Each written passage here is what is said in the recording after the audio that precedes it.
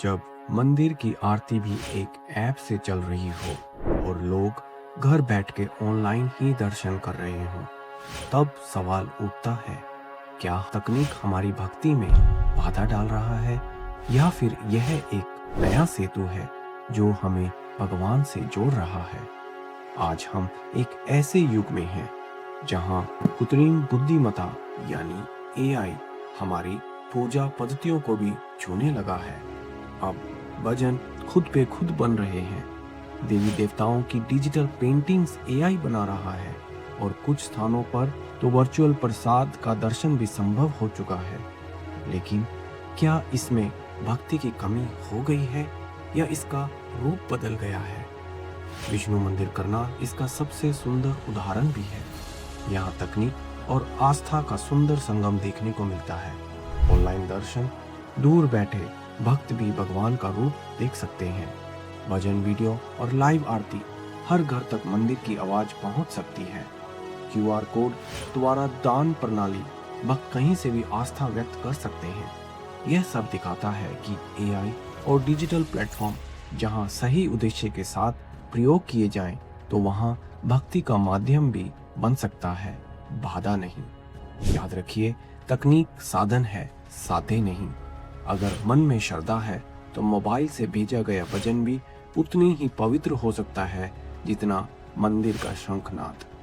AI भी भगवान तक पहुंचने का एक जरिया बन सकता है अगर उद्देश्य शुद्ध है और दिल से जुड़ा है। विष्णु मंदिर करनाल इसी आधुनिक अध्यात्म की मिसाल है।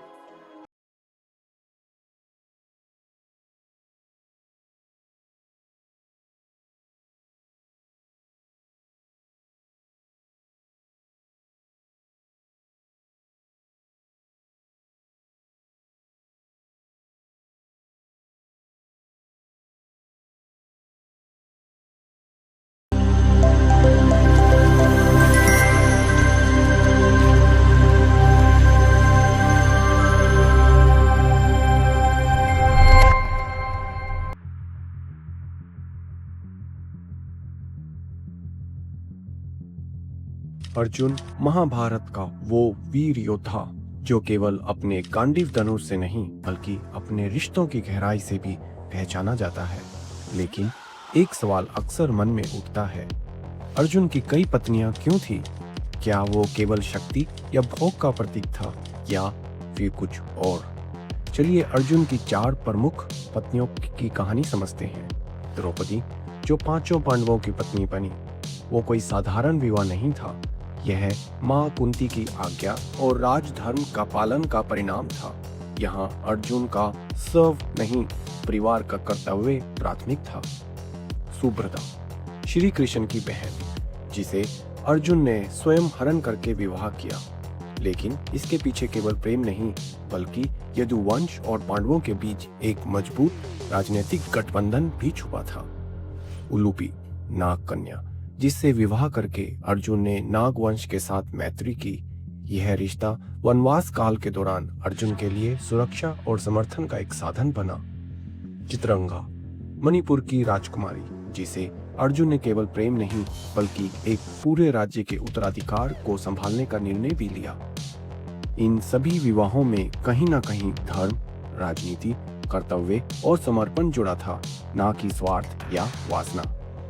प्राचीन काल की बहुपत्नी प्रथा आज की व्यक्तिगत इच्छाओं से नहीं बल्कि सामाजिक संतुलन और धर्म पालन से जुड़ी थी। तो सवाल यह है, क्या आज भी हम अपने रिश्तों में कर्तव्य की उतनी ही प्राथमिकता देते हैं जितनी अर्जुन ने दी थी, या हम अपने रिश्तों को केवल अधिकार और सुविधा का माध्यम मान लिया है? सोचिए, अर्जुन की कहानी आज भी हमें रिश्तों में जिम्मेदारी निभाने की प्रेरणा देती है। धन्यवाद।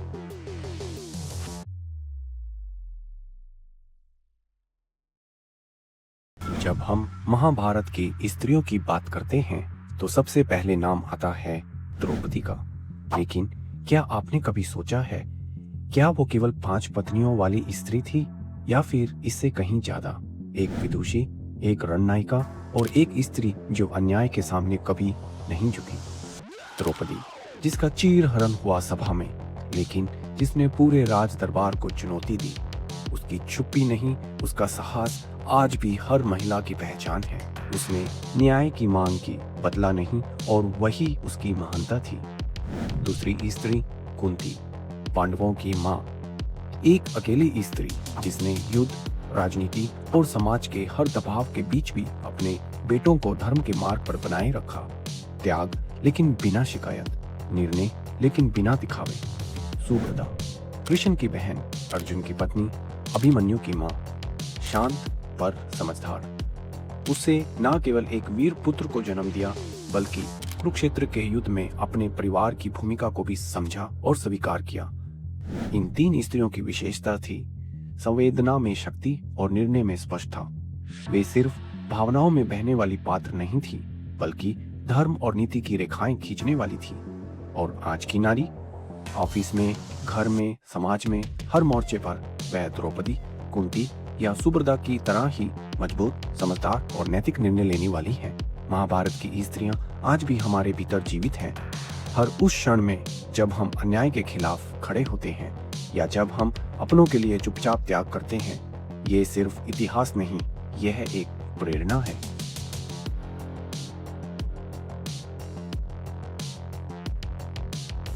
कहते हैं भगवान हर जगह है, लेकिन कभी कभी वो किसी खास स्थान पर खुद को प्रकट करते हैं, जैसे करनाल के विष्णु मंदिर में। यहाँ न केवल आरती होती है, बल्कि चमत्कार भी हुए हैं। आप इसे चमत्कार नहीं, इसे श्रद्धा कहिए। एक बार एक महिला, जिसका नाम हम गोपनीय रखेंगे, उन्हें डॉक्टरों ने एक गंभीर बीमारी के लिए जवाब दे दिया था। इलाज चल रहा था, लेकिन शरीर जवाब दे चुका था। एक दिन उन्हें परिवार ने उन्हें विष्णु मंदिर ले जाने का निर्णय लिया। वे आई, आंसुओं के साथ भगवान के सामने बैठी, कुछ कहा नहीं, बस मन में श्रद्धा और समर्पण था। फिर कुछ ऐसा हुआ जो मेडिकल रिपोर्ट्स भी नहीं समझ सकी। सिर्फ 3 हफ्तों में उनकी तबीयत में तेज सुधार होने लगा। डॉक्टरों ने कहा, ये मेडिकल साइंस नहीं, कोई और शक्ति है। वो शक्ति शायद विश्वास की थी। दूसरी कहानी में एक साधारण व्यक्ति, जिसका काम धंधा ठीक नहीं चल रहा था, कर्ज बढ़ने लगा था, एक दिन वह मंदिर आया और कहा, भगवान, मैं रोज यहाँ आकर आपके दर्शन करूंगा, आपसे कुछ नहीं मांगूंगा, बस मेरे मन को शांत कर दीजिए। वो व्यक्ति रोज यहाँ आने लगा, दर्शन करने लगा, चुपचाप बैठ जाता और चला जाता। किसी दिन भी उसने अपनी परेशानी किसी से नहीं कही। 3 महीने बाद एक पुराने परिचित ने उसे अचानक संपर्क किया और कहा, भाई, मेरे साथ काम शुरू करोगे? आज वो व्यक्ति ना सिर्फ स्वावलंबी है, बल्कि हर महीने मंदिर के लिए दान भी करता है। तो क्या ये चमत्कार था या फिर उस निर्मल श्रद्धा का परिणाम? जहाँ विश्वास होता है, वहाँ भगवान भी होते हैं, और विष्णु मंदिर करनाल उसी के इतिहास का एक साक्षी है।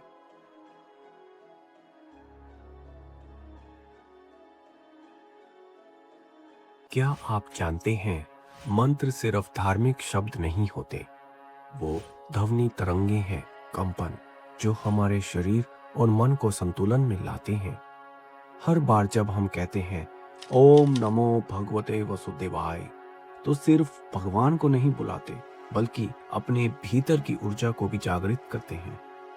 आधुनिक विज्ञान भी अब मानने लगा है कि मंत्रों का जाप केवल भक्ति नहीं, बल्कि एक चिकित्सा भी है। न्यूरोसाइंस कहता है, जब हम मंत्र का उच्चारण करते हैं, तो हमारे पैरासिम्पैथेटिक नर्वस सिस्टम को भी सक्रिय करता है, जो तनाव को घटाता है, हृदय गति को नियंत्रित करता है और मानसिक शांति प्रदान करता है। एक रिसर्च के अनुसार नियमित मंत्र जाप से शरीर की कोशिकाओं में हीलिंग शुरू हो जाती है, जैसे शरीर और आत्मा एक सुर में गा रहे हो। ओम नमः शिवाय, ओम श्री विष्णुवे नमः, या फिर ओम नमो भगवते वसुदेवाय। हर मंत्र को अपनी ध्वनि तरंग होती है, जो ब्रह्मांड और हमारे भीतर एक संपर्क सेतु बनाती है। शब्दों में शक्ति नहीं, पर मंत्रों में होती है एक दिव्य ऊर्जा, जो हमारे भीतर के ईश्वर से जोड़ती है। यह संगम है विज्ञान और अध्यात्म का, और जब दोनों एक साथ होते हैं तो चमत्कार नहीं, चेतना जागती है। विष्णु मंदिर करनाल, जहां मंत्रों की शक्ति हर सुबह हवा में गूंजती है और आत्मा को छू लेती है।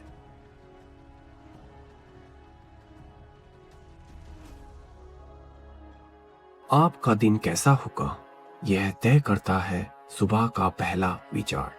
तो क्यों ना हम सुबह एक ऐसा मंत्र पढ़ें जो सिर्फ दिन ही नहीं बल्कि आपका पूरा जीवन बदल दे। सबसे पहला मंत्र है कराग्रे वसते लक्ष्मी, करमध्ये सरस्वती, करमूले तु गोविंदः प्रभाते कर दर्शनम। यह सुबह आंख खोलते ही इस मंत्र का जाप करें। यह मंत्र आपका दिन में धन, ऊर्जा और सकारात्मकता का प्रवेश करेगा। दूसरा मंत्र है ओम नमः शिवाय। केवल 5 शब्द लेकिन अद्भुत शक्ति। यह मंत्र आपको देता है आंतरिक शांति और मानसिक संतुलन। तीसरा मंत्र है गायत्री मंत्र। ओम भूर्भुवस्वः तत्सवितुर्वरेण्यं भर्गो देवस्य धीमहि धियो यो नः प्रचोदयात्। ब्रह्म ज्ञान का सार। यह मंत्र आपकी बुद्धि और एकाग्रता को जागृत करता है। छात्रों और प्रोफेशनलिज्म के लिए अत्यंत उपयोगी है। हर सुबह ये 30 सेकंड आपकी दिनचर्या को चमत्कारी बना सकते हैं। ना ज्यादा समय, ना कोई साधन, बस हो तो श्रद्धा और नियमितता। तो कल सुबह से शुरुआत करें और देखें, एक मंत्र, एक बदलाव और एक नई दिशा।